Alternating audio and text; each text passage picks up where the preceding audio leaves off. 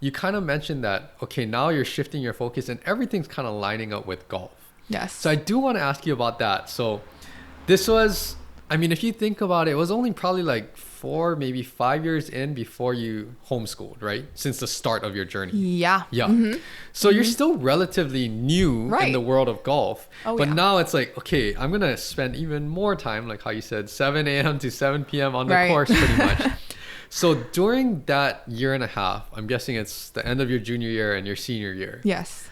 How did either your mindset or what you did to prepare for golf or how you practiced, how did that shift besides just dedicating more time? Right. Was there a shift in the way that you approached training in the game of golf? Yeah. So what I did is I actually sat down with my coach at that time, and what we would do is we would come up with a schedule. Okay. So we'd be like, okay, from 7 a.m. to 8 a.m., we're working on pitching distances, 50 to 100 yards, and we're going to hit this many balls. And then, the next hour, it's like, okay, now we're going to work specifically on drivers. You're going to hit 100 drivers at this target. We're going to count how many are in the target and how many miss. And then, okay, you got a 1 hour lunch break. And then here, we're going to go on the course and play 9 holes. This is your goal, to shoot this score or better. So, I mean, it started to get a little more specific. Obviously, I got more reps in, and I could tell because my game was getting sharper. I started to perform at a higher level. And it also allowed me to travel to tournaments on the mainland. Whereas before, with school, you can only miss a certain amount of time. And so I definitely saw myself progressing pretty fast. No, that's good to hear. And with all that dedicated time.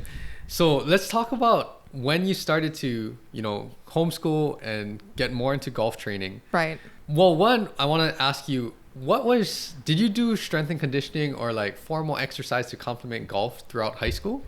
Yes. So the golf school that I did go to, it included workouts. So we would have a yoga class once a week. Okay. And then we would basically have kind of like a full body, almost like a HIIT workout once a week also. And then in between that, we would do heavy cardio and light lifting. Okay. Which at the time, now that I'm a little more knowledgeable, obviously I know that it takes a little bit more than that. And but at that time, that was good for us. And we'd also try to throw in once a day, like a fun workout. So, instead of working out, how about we play a fun game of basketball or we go on a hike or something? Got it. So, I mean, the golf school included the workouts plus the training. That's really good that you got exposed to that as a high school athlete. Yes. Because, I mean, it's pretty common nowadays for high school athletes to be so immersed in their sport that they're not even introduced to strength and conditioning. Right. So it's good that it was very comprehensive and they showed you these different things. Was strength and conditioning always something that you enjoyed doing, or was it something that you had to grow into? I kind of liked it. Okay. I mean, I've always been inspired by the grind.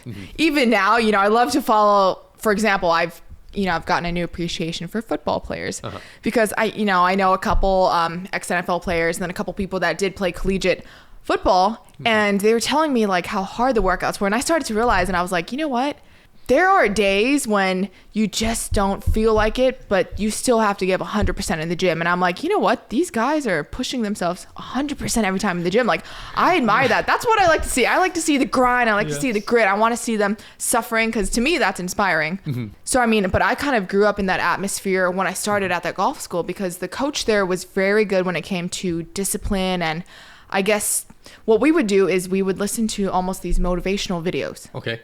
Hours every single day, to the point where I could almost, say every line in every video. And I think that was almost like an unconscious, just adding to the fire.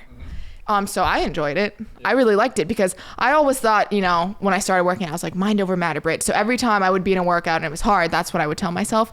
And, obviously sometimes I would think like, okay, Britt, you got to do one more rep to beat your competition. You want to win the tournament? Just do it. Yeah. So, I mean, I would kind of think about things like that. I like how you pull from different cultures or different sport cultures too. Yeah. Because there's a lot of overlap that you're not going to take everything, right? But there's certain things that you can add to even if it's your mindset or your perspective on working out, and that will help you tremendously in the long term. So I like how you said that.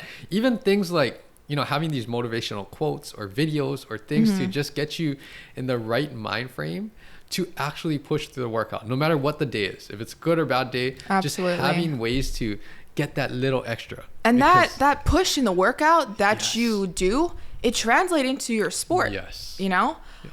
So Yeah. Whether you know it or not. Yes. It definitely helps. Yeah. That's definitely true. And those little things, I always say it's a little bit more that it adds up over time. Right. It's not like just doing a little bit more one day. It's doing a little bit more every day within a healthy balance, of course.